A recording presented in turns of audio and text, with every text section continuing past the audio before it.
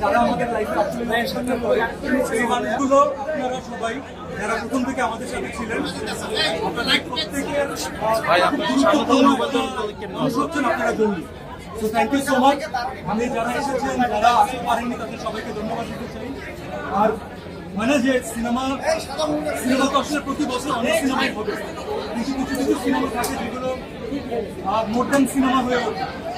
সেটা ক্যানভাসের বাইরে গিয়ে মানুষের ব্যক্তিকে সেটার একটা চাপ করে, মানুষকে সার্চ করে এবং কোথাও কোথাও হয়তো আমাদেরকে ইমোশনালি ভালনারেবল করে। তো that is the definition of a different kind of film.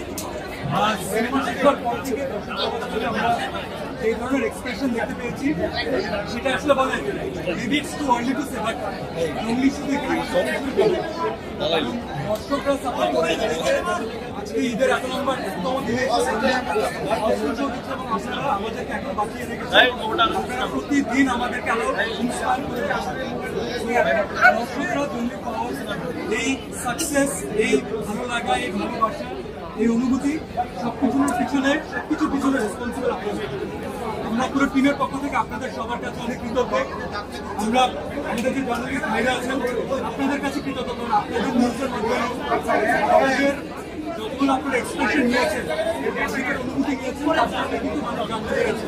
চলছে কন্টিনিউ একটা ইমোশনাল মুভি অনেকদিন পর করছে। সিয়াম, অনবদ্য, দিঘি, তারপরে গুগলি, সবাই খুবই অনবদ্য এবং এম এ রহিমকে আমি কংগ্রাচুলেট করছি। আবার এত সুন্দর একটা cinema I can hold my টিয়ার।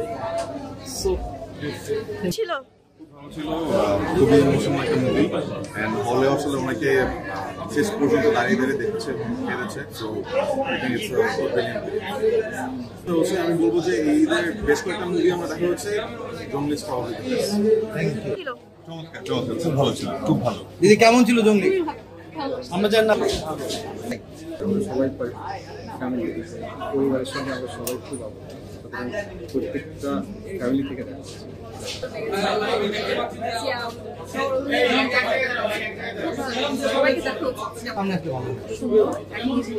অনেক মেসেজ সমাজের জন্য সিনেমার মেয়ে যেমন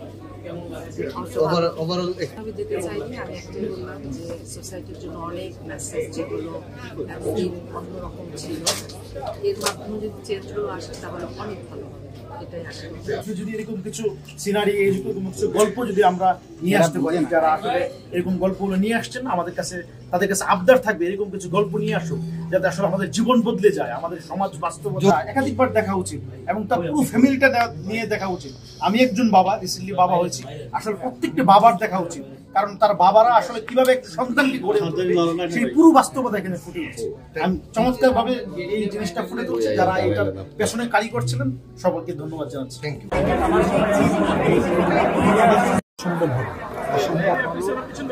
সুন্দর একটা গল্প দেখলাম, খুব গুছানো একটা গল্প দেখলাম, যেটার মধ্যে আসলে লাস্টে আসলে ইমোশনাল হয়ে গেছে। খুবই ভালো লাগছে, অসম্ভব ভালো লাগছে, খুব ভালো লাগছে। আমি প্রথমেই বললাম যে টাচ করেছি, নির্মাতা যে গল্পটা বলতে চাইছে আমি একদম ঠিকঠাক ওই গল্পটার মধ্যে ছিলাম। ওইখানে জার্নিটা আমার কাছে ঠিকঠাক লাগছে। আমি যে সিটে বসছি যে জার্নিটা করার জন্য আমার কাছে পারফেক্ট লাগছে। কারণ বরবাদের আমি হল ভিজিটে যখন যাচ্ছিলাম তখন কিছু দর্শক থেকে কেঁদে বেরোচ্ছে। আমার খুব ইচ্ছে ছিল জঙ্গলিতে কি আছে দেখার। আমি যখন ইনভাইটেশন পেলাম বললাম যে না, আমি আসলে এর আগেই দেখতে চেয়েছিলাম, বা সবাইকে নিয়ে দেখার মজাটাই আলাদা। আর আজকে আমি জঙ্গলি দেখি যতটা ইমোশনাল হয়েছে, আমার মনে হয় না আমি গত কয়েক বছরে কোনো সিনেমাতে ইমোশনাল হয়েছে। আর বিশেষ আমরা সবাই সাধারণ মানুষ, ইমোশনটা আমাদের সবসময় ভরে ভরে থাকে। আর বাঙালি তো আমাদের কাছে আমার কাছে মনে হয়েছে যে সিনেমাটা আসলে খুব ভালো বানিয়েছে। আর দর্শক যেই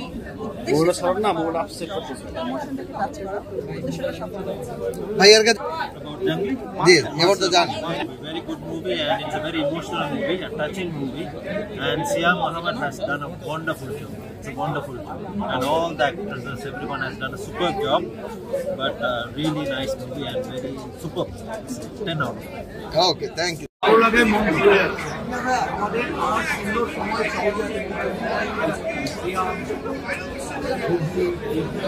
আমাদের গান যারা গিয়েছে তার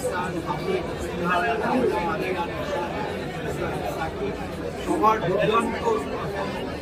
আর ভালো লাগছে যে দর্শকরা এত পছন্দ করেছে এই সাথে আজকে